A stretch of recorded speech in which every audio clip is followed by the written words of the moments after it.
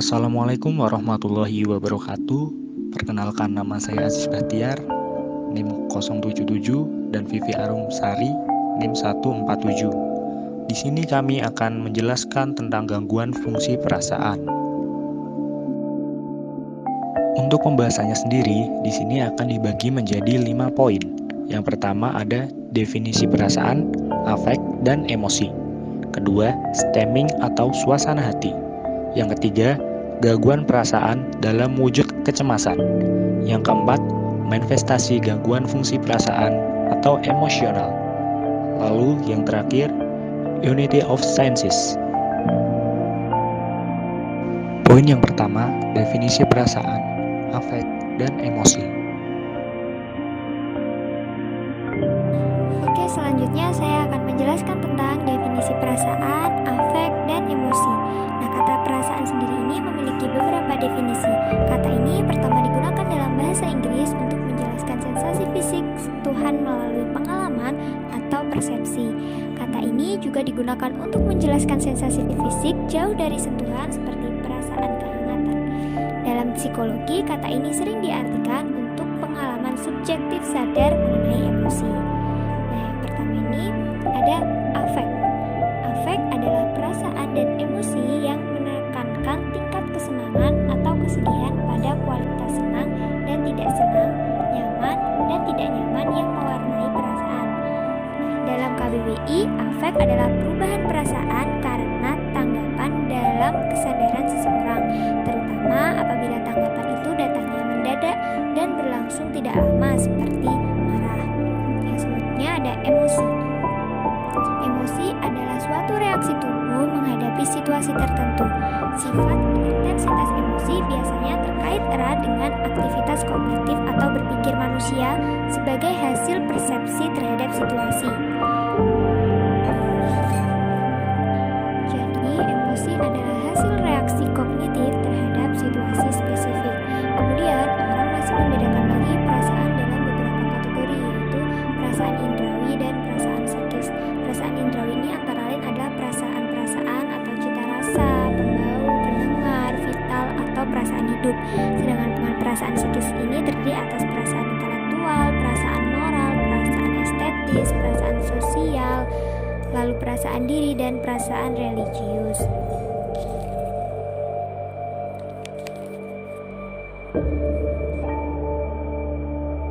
Poin yang kedua, stemming atau suasana hati. Yang kedua adalah stemming atau suasana hati. Suasana hati adalah perasaan-perasaan yang cenderung kurang intens dan yang terjadi karena suasana hati merupakan suatu keadaan yang dialami dalam kehidupan manusia. Sedikit banyaknya suasana hati bisa dipengaruhi oleh cara berinteraksi antara satu individu dengan individu yang lainnya di dalam suatu lingkungan sosial. Nah, Meyer dan Gaskell menyatakan terdapat dua jenis ciri-ciri suasana hati, yaitu ciri-ciri suasana hati positif dan ciri-ciri suasana hati negatif. Nah, ciri-ciri suasana hati yang positif ini adalah suasana hati dalam keadaan yang senang atau bahagia, seperti bersemangat. Lalu suasana hati dalam keadaan penuh cinta, suasana hati dalam keadaan tenang, suasana hati dalam keadaan yang semangat, aktif atau segar. Lalu yang negatif yaitu suasana hati dalam keadaan cemas, gelisah, gugup. Lalu suasana hati dalam keadaan marah, yaitu saat seseorang itu menggerutu atau kesal. Lalu suasana hati dalam keadaan lelah, letih, mengantuk. Suasana hati dalam keadaan sedih, sedang suram. Poin yang ketiga, gangguan perasaan dalam wujud kecemasan. Selanjutnya saya akan menjelaskan tentang gangguan perasaan dalam wujud kecemasan.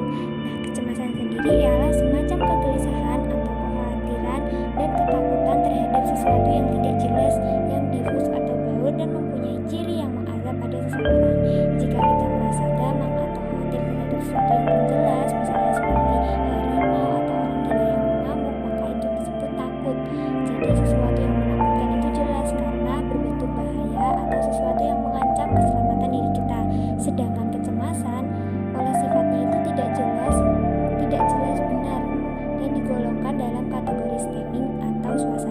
suasana hati.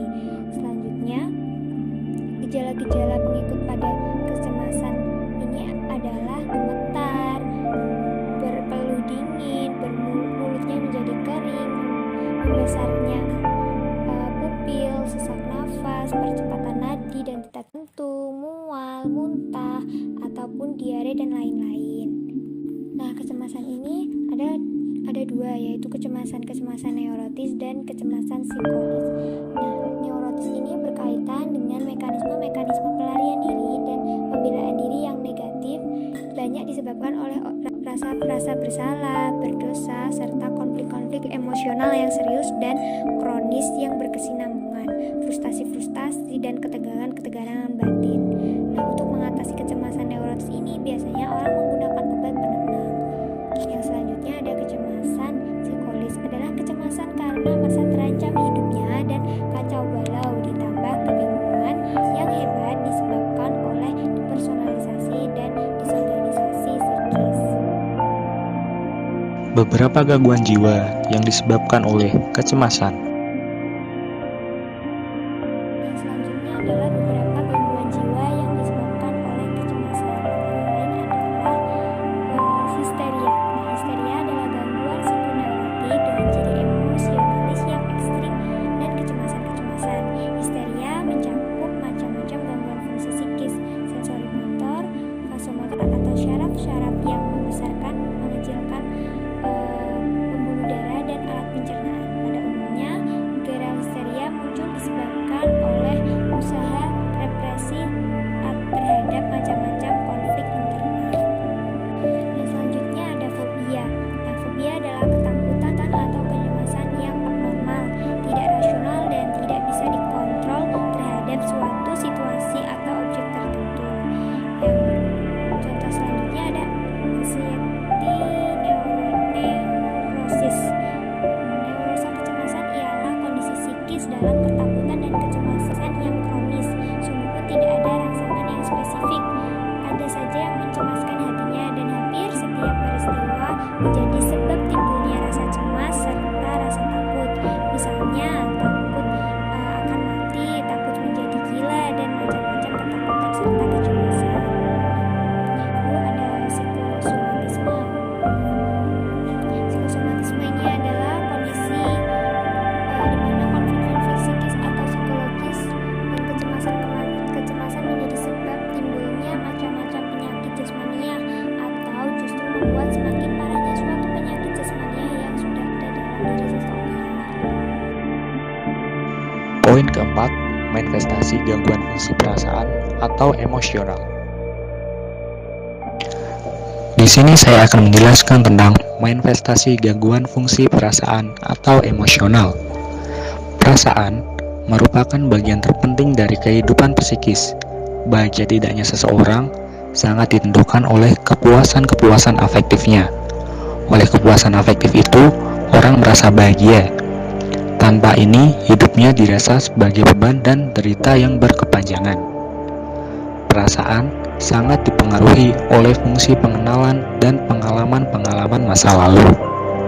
Perasaan juga bergantung pada pemuasan keinginan-keinginan, dambaan-dambaan, harapan-harapan, dan kebutuhan-kebutuhan. Jika segala sesuatu yang kita inginkan itu terpenuhi, maka timbullah perasaan-perasaan positif. Sebaliknya, apabila tidak terpenuhi, muncul perasaan-perasaan negatif. Misalnya, takut, kecewa, sedih, cemas, putus asa, dan lain-lain.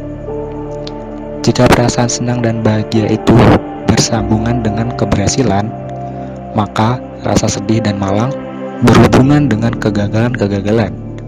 Maka ritme perasaan ditentukan sekali oleh irama dari ketegangan, kecemasan, serta pengenduran atau relaksasi yang kita lakukan. Poin yang kelima, unity of senses. Yang terakhir adalah unity of senses.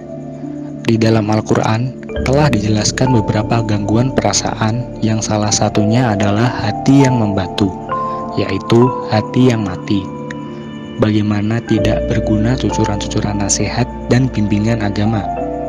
Hati yang penuh dengan kebencian dan dendam kesumat, yaitu hati yang tertutup dari kebaikan. Karena hatinya telah mati, maka nasihat dan bimbingan agama tidak berguna lagi baginya. Sebagaimana dalam Al-Quran yang berbunyi, Bismillahirrohmanirrohim, Khotamallahu ala qulubihim wa ala sam'ihim wa ala absorihim gisawatu walahum adabun adzim. Yang artinya, Allah telah mengunci hati dan pendengaran mereka, penglihatan mereka yang telah tertutup, dan mereka akan mendapat azab yang berat. Quran Surat Al-Baqarah ayat 7.